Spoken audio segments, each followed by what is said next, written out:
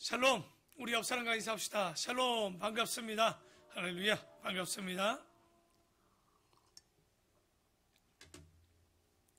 오늘은 우리가 지난주 마태복음 13장 30절까지 봤는데요.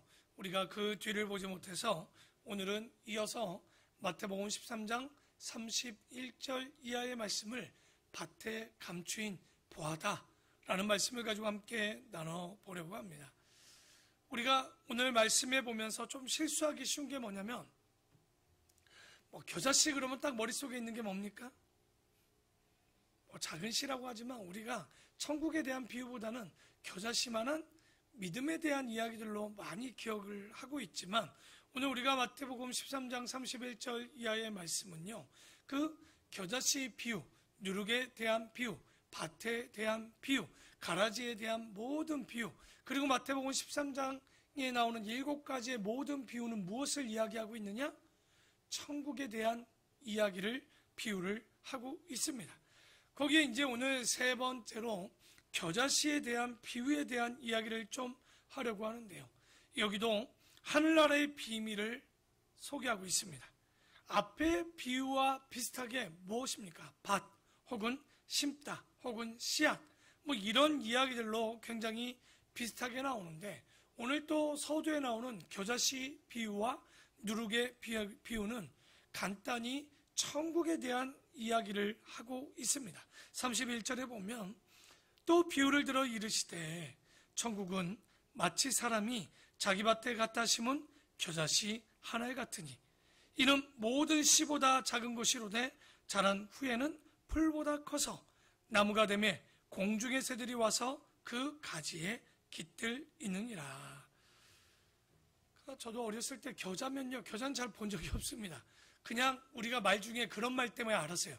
울며 겨자 먹기라고 그래서 그냥 먹는 것만 좀 기억을 했지, 겨자씨는 솔직히 저는 잘 본 적도 없고 몰랐는데, 그 뒤에 보니까 무씨나 배추씨나 겨자씨나 좀 그 씨 중에, 작은 씨 중에 비슷비슷한데 그거보다 더 작은 씨가 있더라고요.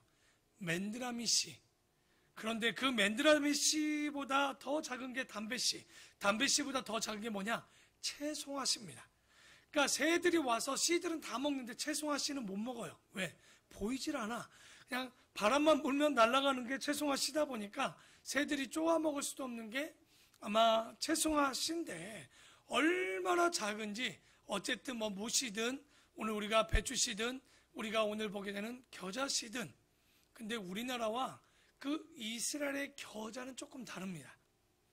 우리나라는 겨자씨 묻으면 어때요? 우리가 적겨자니 무슨 겨자니 해서 약간 우리 키보다 한 반 정도 이렇게 자라서 우리가 입을 따먹는데, 이스라엘 가보니까 오늘 32절에 뭐라고 합니까? 새들이 와서 그 가지에 깃들인다는 얘기는 나무입니다. 겨자 나무예요. 우리가 보는 그 겨자 이렇게 풀처럼 이렇게 나는 게 아니라 굉장히 큰, 종이 좀 다르긴 하지만 겨자라고 부르고 있지만 나무처럼 되어져 있는 그런 상당히 큰 겨자나무를 보게 됩니다. 그러니까 새들이 와서 날아서 놀 정도면 작은 건 아니겠죠? 그러니까 얼마나 작은 씨가 얼마나 크게 커지는지에 대해서 천국은 마치라는 말로 합니다. 그러니까 지금 누룩이나 겨자씨에 대한 비유가 이게 뭘까? 우리가 여기 누룩과 겨자씨에 대한 비유를 보면 천국의 시작은 크지 않다는 얘기입니다. 그러니까 우리도 예수님 당시에 예수 믿는 자들이 얼마나 됐어요? 예수님 한 분으로 시작되었죠. 그러다가 뒤에 12제자, 그리고 그 뒤에 70제자, 그리고 120문도, 그리고 그 뒤에 500여 증인들, 더 나아가서 그 뒤에 보면 세계 여러 각국에 교회가 퍼져서 큰 교회를 이루고 기독교가 이루는 것을 보게 되는 거죠. 그래서 오늘 31절, 32절, 33절까지 이 겨자씨와 누룩에 대한 비유는 뭐냐면, 하나님의 나라가 처음엔 너무나도 작게 시작한다는 거예요. 하지만 그 보잘것없고 초라하던 것들이 그 뒤에 보면 외형적으로도 매우 강력해지고 풍성한 결과를 맺게 된다는 거. 그러니까 시작과 끝이 다르다는 거죠. 바로 이것이 하늘나라의 속성과 같습니다. 그래서 예수님도 그렇게 얘기하죠. 두세 사람이 모인 곳이 바로 교회라고 얘기하는 것처럼 우리가 지금 보면 뭐 교회가 작다, 몇 사람이 모여서 이게 교회인가 싶지만 그 가정이 교회가 되고 작은 사람들이 모여서 교회가 되는 거예요. 그래서 우리가 슬로건 중에 하나가 있죠. 내가 교회가 되는 거예요. 여러분의 가정이 교회가 되는 거예요. 오늘도 여기 보니까 우리 권사님들이 많이 대부분 차지하고 있는데 여러분이 이제 교회를 그러면 여러분 임직해서 여러분의 소망이 뭡니까? 설마 천국 가는 거 정도로 하려고 임직을 받았거나 그 정도는 아니겠죠. 예, 그 정도 되면 여기 한 분 집사님 계신데 집사님 때는 괜찮아요. 근데 이제 권사가 되면요 조금이 달라야 된다라고 저는 봅니다. 그러니까 적어도 여러분의 인생에 있어서 교회 하나는 세워야 되지 않을까요? 그게 성교지가 되든 아름다운 본교회가 분교해서 분가되어서 더 많은 교회를 세우는, 그러니까 저희 교회가 아무리 봐도요 저는 분가해서 여러 교회가 세워질 거라는 소망과 희망을 갖고 있어요. 바로 이번에도 12명의 임직자가 섰다면 우리 교회는 이제 몇 개로 되는 겁니까? 12개의 교회. 아멘이 안 나와. 이 해외 사람들이 뭐 그게 뭐 여러분 교회가 어떻게 그렇게 오늘 얘기하잖아요. 이 마치 천국은 하나 겨자씨만한 작은 알맹이로 시작하지만 결론은 어떻게 되는 거예요? 정말 풍성이 강력히 깜짝 놀란 만큼으로 이렇게 커진다는 거죠. 여러분 예수님의 초기에 제자들 보십시오. 뭐 볼 게 있습니까? 베드로, 안드레, 야고보, 요한, 빌립, 뭐 도마, 뭐 다데오, 뭐 이런 사람들 바돌로메 보면요 진짜 교회를 이룰까 싶기도 하는데 그 사람들이 퍼져서 순교하면서 어떻게 합니까? 세계 각지에 교회가 세워지고 여러분이 성지순례를 가거나 유럽의 교회를 가면 예수의 이름으로 된 교회들을 한번 보십시오. 정말 놀랍게 정말 놀랄 정도로 너무나도 크게 지어진 것을 보면 야, 이 모든 것들이 처음부터 컸냐? 그렇지 않는 거죠. 예수님도 핍박받고 12 제자도 핍박받던 그때의 시작이 이제는 교회를 이루고 이것이 전 세계적으로 퍼져나갔다는 거. 우리도 또한 우리 아름다운 본교의 모든 성도님들, 더더욱이 우리 권사님들, 안수의 집사님들 정말 임직자로 세워지고 우리가 교회가 세워진다는 건 정말 본교회가 이 본교회 하나로 마무리되려고 본교회를 세우셨을까요? 저는 그렇게 생각 안 해요. 그저 저는 이렇게 생각합니다. 100명 되는 교회가 12교회, 20교회, 30교회 이렇게 만들어지면 되지 않을까요? 저도 아까 앉아서 생각하는데 처음 5, 6명, 1년이 지나면 10명, 20명, 30명 기하급수적으로 불어나지는 않더라고. 하지만 10명, 20년, 올해가 10주년, 9주년입니다. 그러면 적어도 90명, 다음엔 100명, 그러면 이제 나가야죠. 그리고 또 퍼져서 그것이 또 10명, 20명, 30명, 우리는 나머지를 또 채우고 또 채우고 또 채워가는 이런 교회들이 조금 되어야 되지 않을까. 그래서 오늘은 천국은 마치 겨자씨 같지만 나중에는 새들이 깃들여 앉는 나무처럼 이게 폭발적으로 증가할 것이고, 더 나가서 33절도 또 얘기합니다. 또 비유로 말씀하시되 천국은 마치 여자가 가루 서말 속에 갖다 넣어 전부 부풀게 한 누룩과 같으니라. 여러분 누룩도 눈에 효모가 잘 보이지 않죠. 그런데 이것들이 온도와 습도가 잘 맞으면 어떻게 됩니까?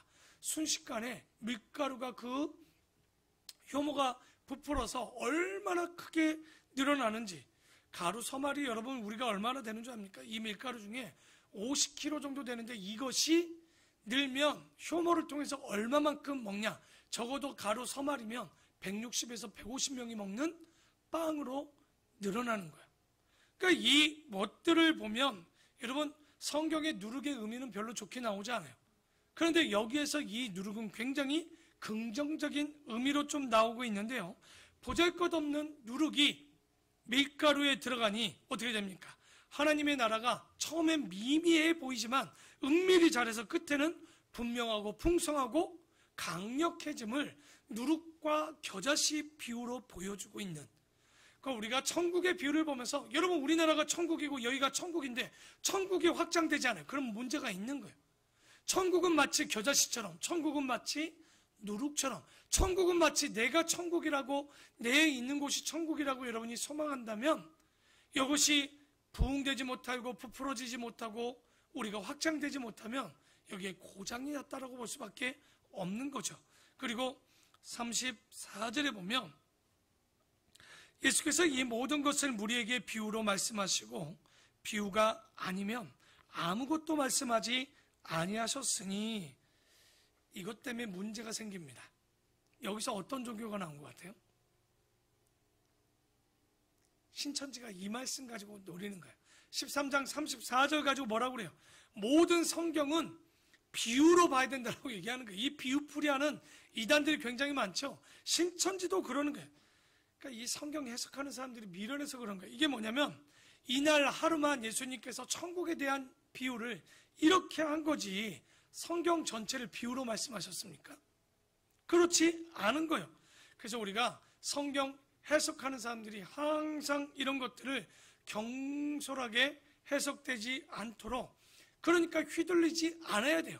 그리고 비유로 돼 있어도요, 엉뚱한 해석하지 말고, 오늘도 보십시오. 이 가라지 비유에 대해서 제자들이 다 이해 못하니까 예수님께서 그 가라지 비유에 대해서 다시 한번 해석해주고 있는 거예요. 굳이 우리가 따로 뭐 해석하지 않아도 됩니다. 그러면서 35절에 이는 선지자를 통하여 말씀하신 바, 이게 시편 78편 2절에 아삽의 시거든요. 그런데 이게 마태는 일단 마태복음을 쓸 때 뭐라고 쓰고 싶어요?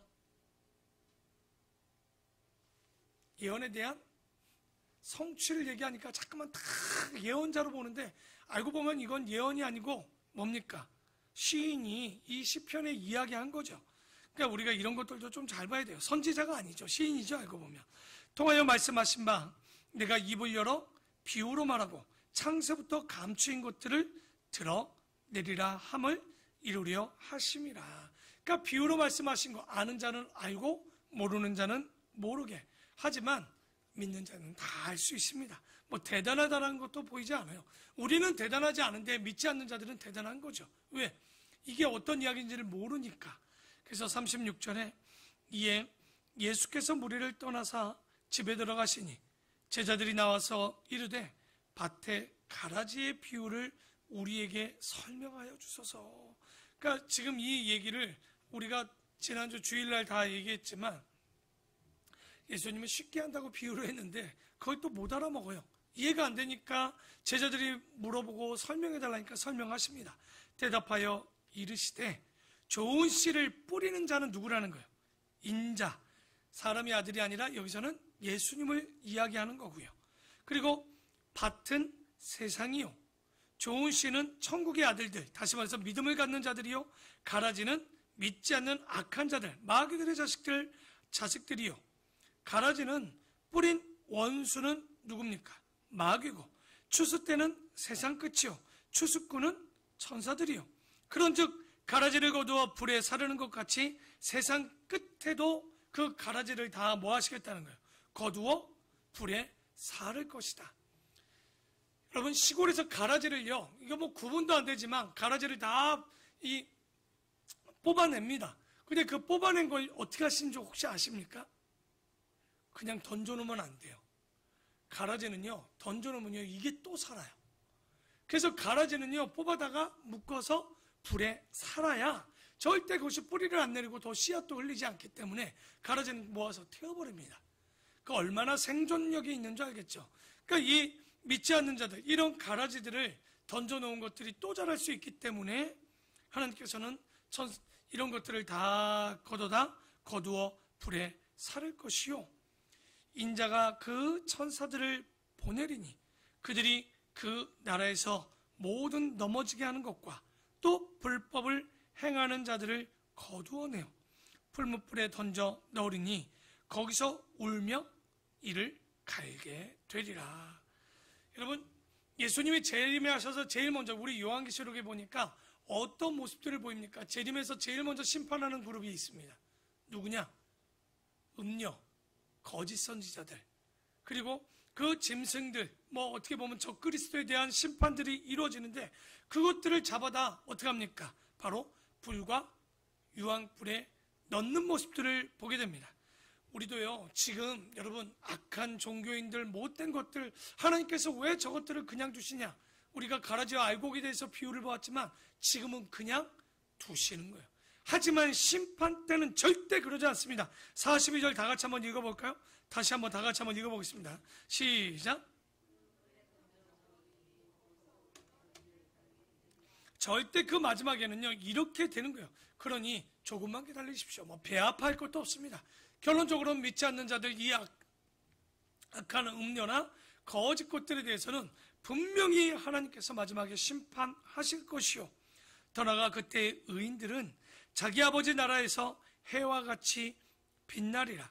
귀 있는 자는 들으라 말씀합니다. 그래서 우리가 끝까지 흔들리지 아니하고 바른 편에 서 있어야 되는 이유는 바로 알곡과 가라지를 이렇게 마지막 때에 분별하실 것이고요. 그리고 44절을 조금 오해할 때가 있는데, 천국은 마치 밭에 감추인 보화 같으니, 오늘 제목이죠. 천국은 마치 밭에 감추인 보화 같으니 사람이 이를 발견한 후에 숨겨두고 기뻐하며 돌아가서 자기의 소유를 다 팔아 그 밭을 사느니라. 이거 비유 같죠? 근데 실제 있는 이야기를 가지고 비유한 겁니다. 여러분, 헬라가 그 알렉산더가 죽고 나서 땅이 몇 개로 나눠집니까? 다니엘 때 했는데 뭐 기억도 안 나면 안 되는데, 헬라가 몇 개로 잘라지죠? 4개로 찢어지죠. 그래서 우리가 이스라엘 위쪽에 보면 아수르를 우리가 셀주커스가 다스리는 땅으로 하고요. 그리고 애굽 땅도 원래 헬라가 다스렸는데 거기는 뭐예요? 프텔레미라는 이 두 나라가 몇 년 전쟁을 합니까? 150년 전쟁을 하거든요. 그 다니엘서에 우리가 봤습니다. 잠깐만, 맨날 이런 걸 할 때마다 제가 새로운 것, 그러니까 중간사죠. 신구약 중간사 때 얘기하는데, 그러니까 이 아수르라는 나라, 셀주크와 그리고 프톨레미 사이에 중간에 누가 들어가 있는 거예요? 150년 전쟁이라는 게 남 얘기가 아니라 이스라엘은 죽을 만큼 힘드는 거예요. 왜? 이 위에 있는 아수르가 애굽을 치러 와도 이스라엘을 건들고 가고요. 그리고 밑에 애굽이 아수르를 치러 가도 꼭 들리는 데가 어디예요? 여기가 무슨 간식 먹으러 드리는 전빵도 아니고 무슨 구멍가게가 되고, 왜냐면 올라가다 한 번쯤은 들려서 쉬는데 그냥 쉽니까? 아니죠. 거기서 자기들 어떻게 보면 강국이다 보니까 그 땅에 있는 보물들이나 그들이 가진 곡식이나 이런 것들을 다 취한단 말이에요. 예전에 우리 6.25 때 혹은 일제시대 때, 여러분 우리가 그 침략을 당할 때 우리 어른들이 그 보물들을 어디다 숨겼어요? 항아리들. 대부분 보면 뒤뜰 항아리나 어떻게 보면 아궁이나 숨길 수 있는 데는 다 마룻바닥 뜯어가지고 그 밑에도 숨겨놓습니다. 근데 몰라요? 사람 머리가 다 비슷해, 숨기는 데가. 그거 다 찾지요. 근데 이때 이스라엘 사람들은요, 150년 전쟁과 오가니까 매일마다 뺏기니까 이걸 어디다 숨기냐? 항아리나 안 돼, 아궁이나 안 돼, 쉽게 걸려. 그러니까 어디다 숨기냐? 밭에다 숨깁니다. 그러니까 예전에도 그런 거 있었죠. 어떤 사람이 밭을 파다가 5만 원짜리 엄청, 나도 그런 밭이 있었으면 참 좋겠던데. 그러니까 밭에 숨기는 거예요. 왜냐하면 더 오히려 찾기가 어려워서 그런지 밭에다 자기만 알려고 숨겨놨단 말이에요. 근데 문제가 생겨요. 숨겨놨는데 그 사람이 죽어버린 거예요. 그건 누구만 아냐? 그 사람만 아는데 이 밭의 주인이 바뀌는 일이 있었단 말이죠. 그러니까 세월이 바뀌니까 밭의 임자가 바뀌는 일들이 있는 거예요. 그래서 훗날에 종종 이런 일들이 많이 있었어요. 이스라엘에. 밭을 사서 딱 얻었는데, 자기가 샀는데 땅을 파다가 보물이 나온 거예요. 그랬더니 옛주인이 나와서 뭐라고 그래요? 그건 내가 숨겨놓은 보물이다. 웃기네. 내 밭이니까 내 거다. 이래서 실제 이 법원에서 분쟁이 많았던 거예요. 이것에 대한 재판관들이 이게 내 거다, 네 거다라는 일들이 많다 보니까 실제 이게 뒤에 어떻게 되느냐? 밭의 주인이 그 보물의 주인이라고 얘기합니다. 그러니까 여러분 처음 볼 때 이거 좀 여러분이 밭에 보물을 숨겨놨어요. 근데 깜빡하고 팔아버린 거야. 근데 그 뒤에 주인이 그 보물을 찾았다고 너무 기뻐하는 게 뉴스에 났어. 여러분 어떻게 하실 거예요? 또 너무 착해. 맞아, 그건 당신 거야. 웃기는 소리 하지 마시죠. 바로 기소해서 이거 내 거라고 싸워서 어떻게든 못 가져도 10%를 갖든, 아니 가져가도 쉽게 못 가져가게 할걸요. 여러분 또 남 얘기니까 얼마나 착하게 또 마음에 다 줘야지. 아니요, 우리는 실제 성경에 있는 일들이 내가 진짜 일어나잖아요. 사랑한다고요? 오른밤을 맞으면 여러분 정말 왼밤 내놓을 것 같아요? 우리 집 앞에 쓰레기만 버리고 와도 열받아 죽겠는데, 자기 집 앞에 쓰레기 놔둬도 되는데 주택가는요 쓰레기를 맨날 우리 집 앞에 놔요. 그럼 맨날 이걸 참아야 되나? 써놔야 되나? 맨날 이런 갈등이 생기는 거예요. 왜? 사람이요 참 믿음 있는 척 마음 넓은 척 하지만요, 내가 일만 손해봐도요 여러분 믿는 사람들이 더하면 더 있지 덜하는 일은 없을 거예요. 말들을 얼마나 잘해요. 목장에서 훈련 다 했잖아요. 수요예배 전에 와서 기도하니 능력까지 받았잖아요. 종종 가다 금식하니 더 강력하잖아요. 여러분 참 싸움 잘할 거예요, 어디 가도. 그러니까 우리가 이런 것들을 보면 이런 것들이 문제가 생겼던 거죠. 그러니까 저도 이해가 안 가는데 뒤에 보니 이해가 가는 거예요. 왜? 전쟁 시대가 지나고 나니까 이 밭의 주인이 자꾸만 바뀌는 거죠. 그러니까 진짜 주인이 누군지를 잘 모르다 보니 법적으로 딱 선포해 준 거예요. 뭐라고? 밭의 주인이 보물의 주인이다 한 거예요. 그래서 여러분 일하다가 밭에서 보물이 딱 나왔다. 아까 뭐 하라고 나옵니까? 딱 보니까 44절에 발견한 후에 알려요, 숨겨요? 숨기는 거예요, 숨기는 거. 숨겨놓고 뭐가 된지 모르지만 어쨌든 이 주인이 뭐 어떻게 된지 모르니까 이제 밭의 주인이 보물의 주인이라고 그러니까 어떻게 합니까? 그것들을 가다가 다 팔아 그 밭을 얻게 되는. 얼마나 이런 일들이 좀 있었으면 참 좋겠는데. 그런데 그 45절에 똑같은 얘기를 좀 얘기합니다. 또 천국은 마치 좋은 진주를 구하는 장사와 같으니 극히 값진 진주 하나를 발견함에 가서 자기의 소유를 다 팔아 그 진주를 사느니라. 그러니까 우리는 몰라요. 보석을 봐도 여러분 우리가 볼 땐 고물인데 이 골동품을 보는 사람들은 그 눈이 있죠. 그걸 보고 뭘로 아는 거예요? 골동품으로 아는 거예요. 여러분 예전에 뭐 미국에서는요 뭐 주차장 자기들 주차장에서 중고를 많이 팔아요. 뭐 세일해갖고 막 집에 있는 걸 많이 팝니다. 어떤 사람이 최초의 애플 1세대 컴퓨터를 판 거야. 왜? 우리도 많이 팔잖아요. 집에 컴퓨터 있으면 갖다 팔았어. 근데 최초의 1세대 몇 개 안 남은 그 컴퓨터 있단 말이에요. 그게 10억, 20억 하는 거예요. 우리는 고물이라고. 또 그러지. 우리가 또 이렇게 또 작은 또 집이 너무나도 많아. 이런 거 다 옷도 갖다 팔고 집에 있는 뭐 보니까 뭐 다 고물이야. 갖다 팔았는데 뒤에 이게 10억, 20억. 중국에서도 어떤 족자를 팔았는데 그 족자가 막 20억, 30억 하는 족자를. 왜? 모르니까. 우리도 진주 보면 이게 진짜인지 가짜인지 어떻게 알아요? 갖다 버리지. 집에서 굴러다니면 일단 버릴 거예요, 저는. 그러니까 우리가 진짜를 모르는데 진짜를 알면 어떻게 합니까? 가서 자기의 소유를 다 팔아 그 진주를 뭐 한다는 거예요? 산다는 거예요. 그래서 우리가 조금 전에 보았던 감추인 밭에서 첫 번째 봤죠? 감추인 보화의 비유, 값진 진주의 비유를 보면 그 전에 겨자씨 비유와 누룩의 비유와 굉장히 핵심적으로 짝을 이루고 있습니다. 여기 보면 천국은 뭐라고 합니까? 겨자씨와 누룩은 처음엔 굉장히 작다는 거예요. 하지만 그게 강력하고 풍성해져서 큰 나무처럼, 그리고 빵이 부풀듯이 천국은 마치 이렇게 부풀어 날 것이고, 그리고 또 두 번째는 뭡니까? 감추인 보화나 그리고 값진 진주는 어떻게 해요? 숨기죠. 그리고 가죠. 그러니까 매우 가치 있는 것에 처음에는 그 가치를 모르다가 그 값을 알게 되면 그것을 발견하는 거예요. 그래서 마태복음 7장에도 그렇게 얘기합니다. 찾고 구하고 문 두드리라는 거예요. 그냥 주는 거 아니에요. 우리가 찾고 구하고 문 두드리고 발견해서, 그럼 어떻게 합니까? 그게 값진 줄 알면 돌아가서 44절과 46절에 똑같은 얘기합니다. 자기의 소유의 모든 것을 가지고 마지막 어떻게 됩니까? 그것을 팔아서 그것을 얻게 되는 장면이 나오는 거죠. 여러분, 천국이 여러분에게 그런 가치가 있습니까? 아닌 것 같은데. 진짜 천국이 그 정도고 진짜 믿음과 신앙이 이 정도라면 여러분 진짜에 계면 우선순위만 물어봐도 알아요. 여러분의 우선순위가 어디 있습니까? 아파트에서 보물을 찾았는데 다음 주에 와서 찾아가야지. 야, 다음 주에 하고. 아니요, 집에 가서 불안할 거야.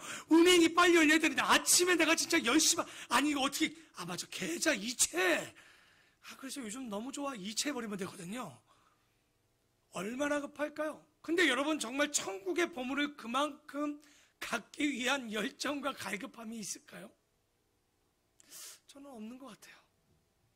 우리가 진짜 하나님 나라를 위해서 우선순위 둘 때 진짜 이 보물을 얻고자 가서 남들이 볼까? 나만 받고 싶은 마음, 이 숨겨두고 싶은 마음이 있을까? 정말 빨리 가서 그것을 갖고 오려고 하는 마음이 있을까? 내 전재산과 바꿀 수 있을까? 여러분 천국을 여러분의 전재산과 바꿀 수 있습니까? 한 분 나오셨습니다. 한 분 받고 더 영상에 한 분 더 있습니까? 예. 예전에 그랬죠. 이거 예전 얘기입니다. 예전에 우리 막 그럴 때 있었죠. 막 건축할 때, 요즘은 그런 일 거의 들은 적도 없어요. 옛날에 건축할 때 어떤 장로님이 집을 바쳤다, 전세금을 드렸다. 이거 실제 건강한 기독교에는 볼 수 없고요.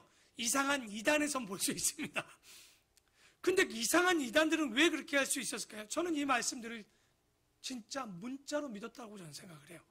그러니까 핵심은 여러분의 재산 별로 없으니까 빚을 갖고 오지 마시고 안 바쳐도 되고요. 그게 아니라 진짜 그들에게 있어서 천국은 어떤 마음이었을까? 저는 그 마음을 좀 나누고 싶어요. 진짜 그들은요, 여러분 우리가 진짜 좋은 거 아마 그럴 거예요. 집을 살 때나 내가 뭘 살 때 그게 한정판이거나 몇 개 남지 않았으면 어때요?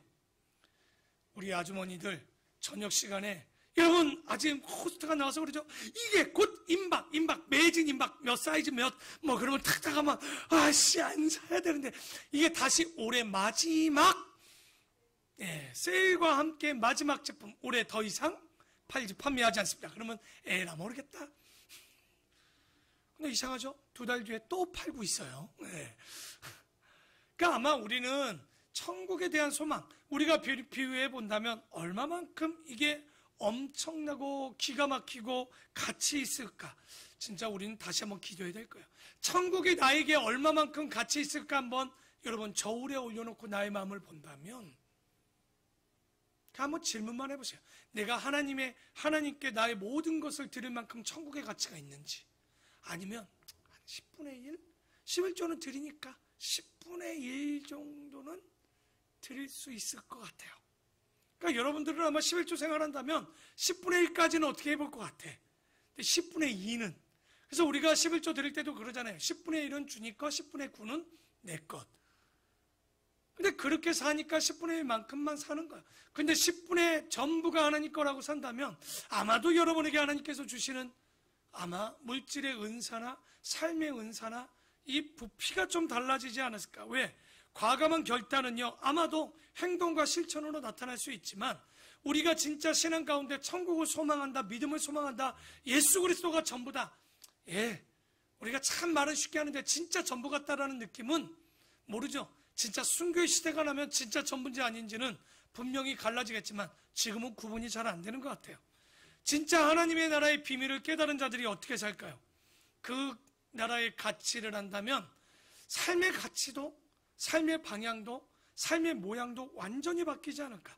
아마도 여기서 뭐라고 합니까? 우리 44절과 46절에 보면 그냥 팔지 않았어요. 뭐라고 나옵니까? 44절 끝에도 46절 끝에도 가서 자기의 소유를 어떻게 합니까? 조금 팔아서 다 팔아서 다 팝니다. 여러분에게 오늘 주는 첫 번째, 여러분 뒤돌아보시게, 내가 다 팔아서 천국을 살 것인가 써놓으세요. 오늘 내가 다 팔 수 있을까? 못 팔까? 몇 퍼센트 팔 수 있을까?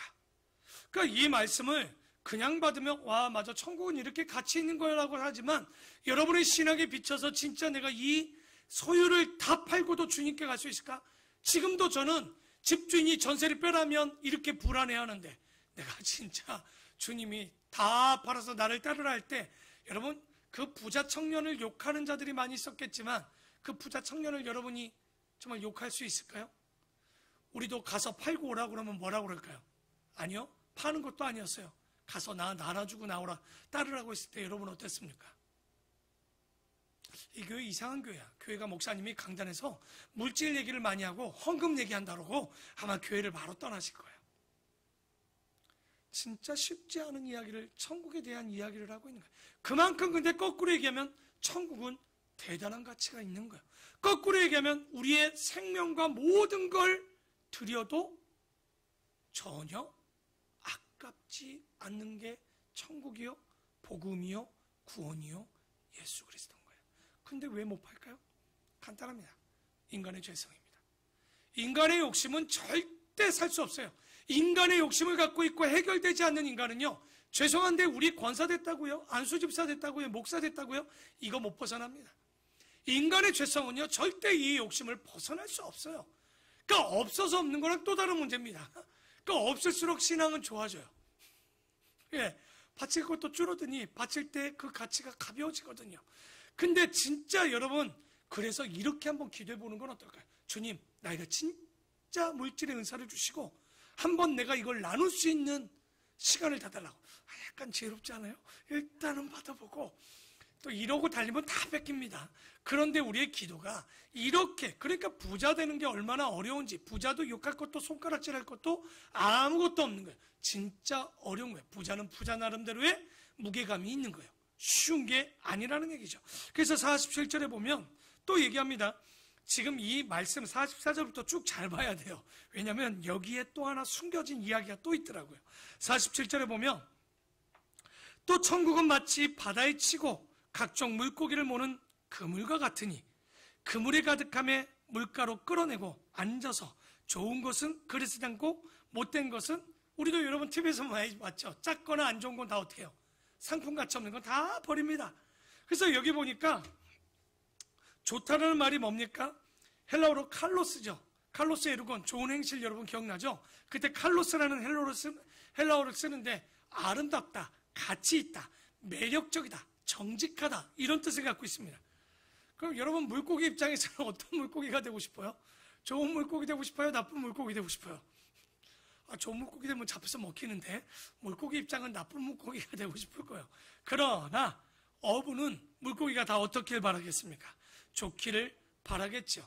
가라지와 이 알곡의 비유도 비슷하지만 42절과 오늘 보면, 그리고 여기 뒤에 보면 마지막 절에도 비유가 좀 52절에도 나오고 50절과 42절이 비슷비슷한데, 그러니까 울며 이를 갈게 되는 일들이 벌어지는 거예요. 여기도 보면. 그래서 한번 보겠습니다. 47절, 48절에 이런 이야기들을 볼 때 항상 주님은요, 알곡과 가라지, 좋은 물고기야 나쁜 물고기 다 뭐 하시는 겁니까? 심판하시는 거죠. 그래서 어떤 신학자들은 마태복음을 뭐라고 얘기하는 줄 압니까? 심판의 복음이라고 얘기해요. 무서운 복음이라는 겁니다. 밭을 가는데 여러 가지 밭이 있지만 그 가운데 알곡과 쭉정이가 있고 좋은 밭이 있고 나쁜 밭이 있고 좋은 물고기가 있고 나쁜 물고기가 있고 지혜로운 자가 있고 미련한 자가 있다는 거예요. 그러니까 복음은 복음입니다. 하지만 심판의 복음이라는 거예요. 우리가 복음주의에 위험한 건 그저 좋은 이야기만 해요. 복음은 좋은 거예요. 나쁘다는 게 아닙니다. 그런데 이 어두운 부분, 복음을 갖지 못한 심판이 없는 복음은요, 굉장히 위험한 복음이 될 수 있는 거예요. 가짜 믿음이 되기 쉽다는 얘기죠. 그래서 우리가 항상 두려워하는 건 내가 알곡인가? 쭉정인가? 내가 천국을 살 때 천국의 모든 것을 팔고 진짜 따를 수 있을까? 없을까? 49절에 세상 끝에도 이러하니라.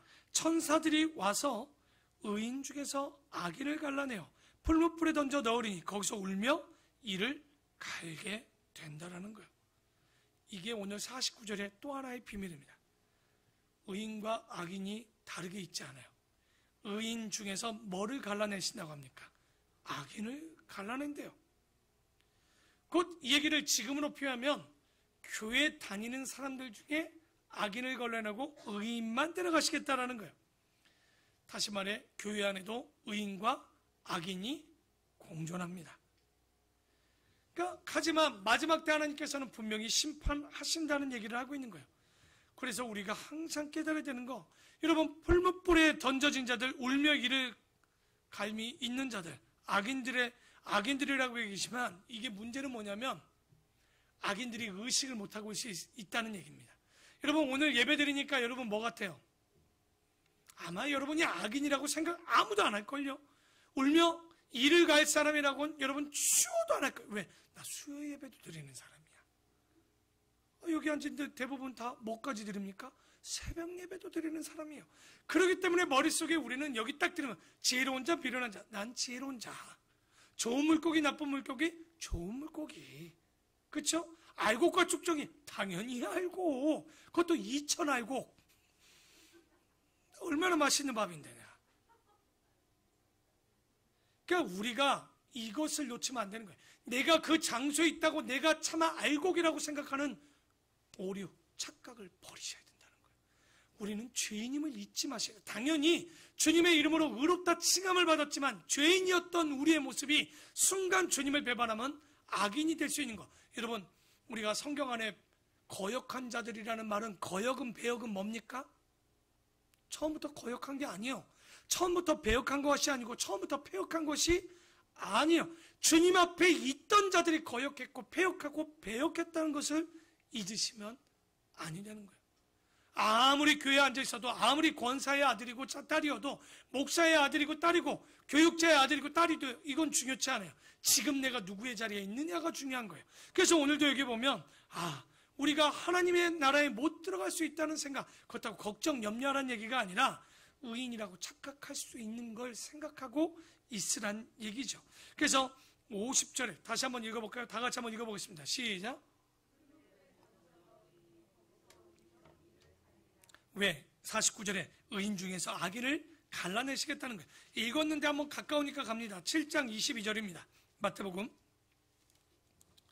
7장 22절에 보면 22절, 23절을 한번 읽어볼까요? 시작.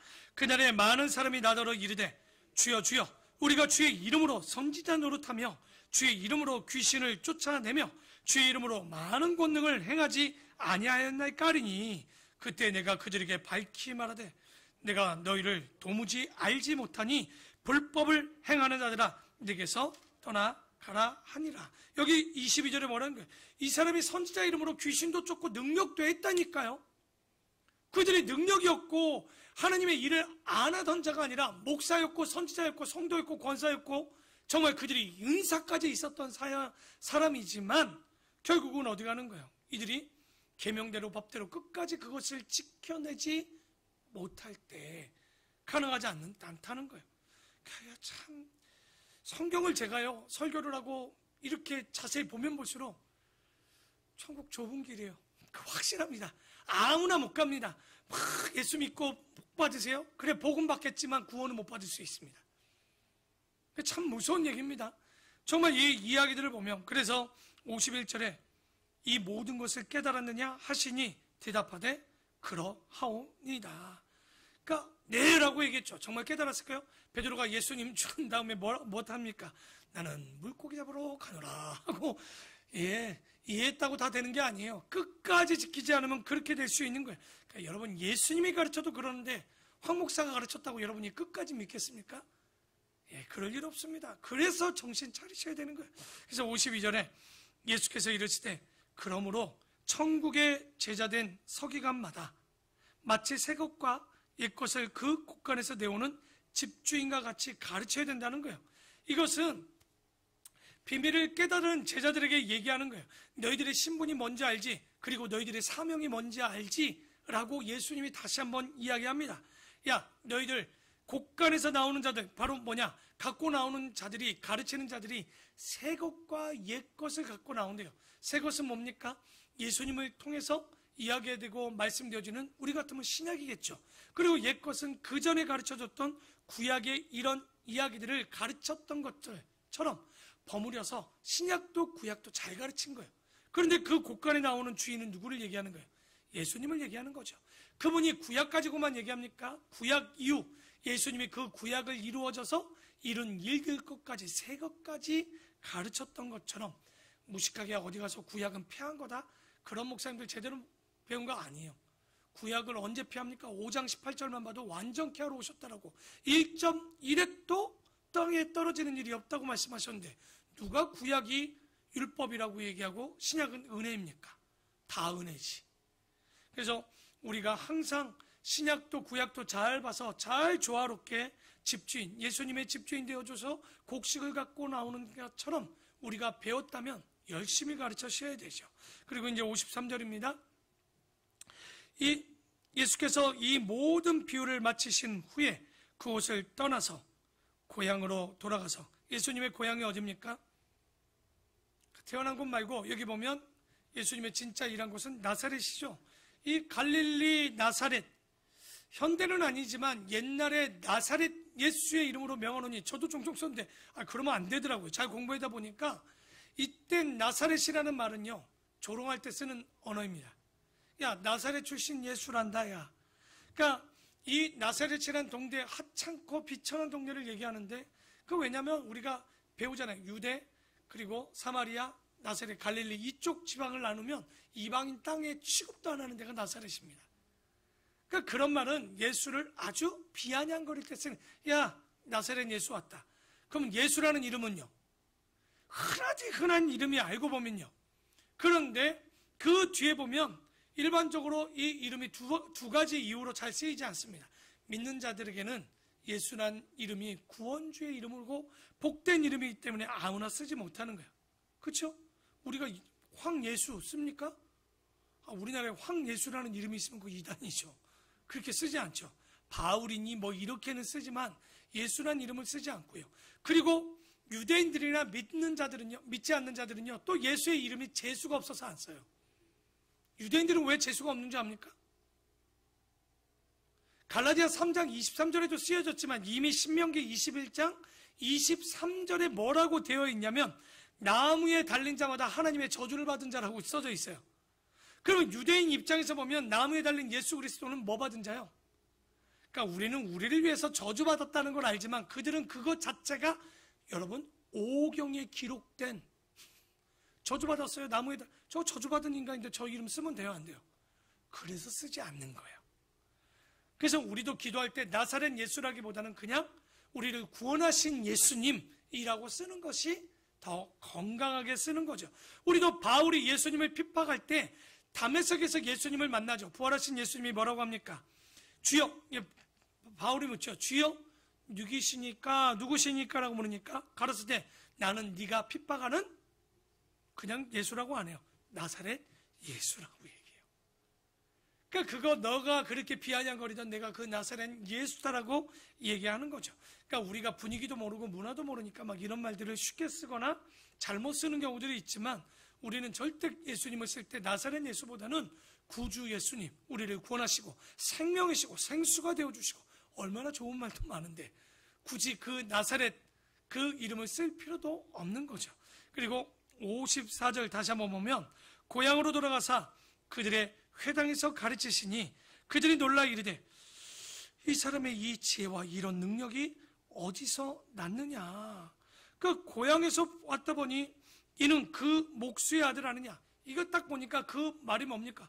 저건 목수 아들인데, 저건 목수인데, 이 말입니다. 우리는 목수의 아들인데 그러면 목수의 아들은 딴 거 하잖아요, 우리나라는. 근데 일본이나 유럽 쪽에 보면 부모님의 직업이 대부분 자식들이 유업을 받죠. 거의 되게 명예롭게 생각하잖아요. 독일 같은 경우도 그렇고, 저기 100년째 이어오는 기업, 뭐 100년째 이어오는 국수 가게, 100년째 이어오는 뭐 어떤 가게, 굉장히 그렇게 하지만 우리나라만큼 아버지가 하는 일 안 하고 싶은 나라가 없죠. 아버지가 목수다, 난 죽어도 목사 안 해. 아버지가 목사다, 나 죽어도 목사 안 해. 이러지 않습니까? 그냥 제 기도로는 100년째 이어지는 어떤 목사의 가정이 되고 싶지만 그건 제 욕심이겠죠. 뭐 그거는 제 욕심이라는 거, 주님이 안 부르면 아무리 하고 싶어도 못하기 때문에 그래요. 그래서 여기 이런 것들을 보면 고향에 돌아가서 회당에서 가르쳤던 내용들이 나오죠. 그때 회당에서 예수님이 설교 한번 했던 이 일들이 있습니다. 그런데 사람들이 볼 때 놀라운 거예요. 지금까지 랍비나 이런 선생들이 가르쳤던 내용들과 너무 다른 거죠. 권세나 권위가 너무나도 대단했다라는 거예요. 그러니까 의혹의 눈초리가 있었던 거예요. 그래서 그들이 얘기하는 게 뭐예요? 저 목수 아들 아니야? 그 어머니 마리아지, 그 형제들 야고보, 요셉, 시몬, 유다라고 하지 않느냐? 야, 그 누이 이름도 안 나왔던 그 누이들은 다 우리 함께 있지 않냐? 사람 아니냐? 그런즉 이 사람이 이 모든 능력이 어디서 났냐라는 거예요. 그러니까 여러분, 자기 동네 밖에서 막 사람을 살리고 병을 고치고 앉은 자를 일으키고 눈먼 자를 눈뜨게 하고 나병 환자가 막 소문이 났어. 내 저 목수 예수 아는데. 여러분 저도 제 동네, 제가 태어난 동네 가서 복음을 전하면 어떡합니까? 저거 황 목사 저거 내가 진짜 바지도 안 입고 돌아다닐 때부터 아는데 내가 저거. 옛날에 우리 애들이 무슨 바지를 입고 다녀요? 다 상의 하나 입고 다녔지. 바지 입어도 또 뒤는 튄 거야 또. 그냥 바로 나오게. 그냥 알잖아요. 싸고 나면 누가 와서 얼얼이들이 와갖고 핥아주고 끝나는 거지. 뭘 요즘 참 뭐 물티슈 좋은 거 뭐 생화학습 웃기고 있네요. 강아지들이 와서 핥으면 끝났어요 얘네는. 또 그거 얼마나 이뻐. 그리고 나서 또 우리 얼굴도 핥아줘. 참 뭐가 뭔지 헷갈리는데 어쨌든 이런데 제가 가서 동네 가서 복음 전하면 어떻게 해요? 야, 저거 공부할 때 매일 뒷자리에 수업 시간에 졸던 놈만 아니야 저거? 저 황 목사 아니야? 내가 저 부모를 아는데 저 집안을 아는데 야 저게 능력 있으면 얼마나 있겠어. 그러니까 예수님도 아마 그랬던 것 같아요. 그러니까 고향에서는 예수님도 안 되십니다. 그래서 57절에 예수를 배척한지라 예수께서 그들에게 말씀하시되 선지자가 자기 고향과 자기 집 외에는 존경을 받지 않음이 없느니라 하시고 그들이 믿지 않음으로 말미암아 거기서 많은 능력을 행하지 아니하시니라. 그런데 우리가 뭐 예수님이 자기의 고향의 배척을 받기도 했었는데 이걸 잘 보면요 누가복음의 배열과요 마태복음의 배열이 좀 달라요. 잘 모르죠. 누가복음은요 예수님의 초기 사역 때 이 예수님이 고향에 갔던 이야기로 나옵니다. 그때 예수님이 막 이러니까 회당 가운데 예수님을 막 어떻게 하려고 막 밀어내서 벼랑으로 밀려고 할 때 어떤 일이 벌어집니까? 예수님이 권능으로 그 사이로 사람들을 밀어내고 지나가시는 장면이 있어요. 근데 마태복음은 지금은 딱 보면 어느 정도 시간이 지나서 예수님의 사역이라고 그랬죠. 그 정도 사역이 보이죠. 그럼 누가 맞는 걸까요?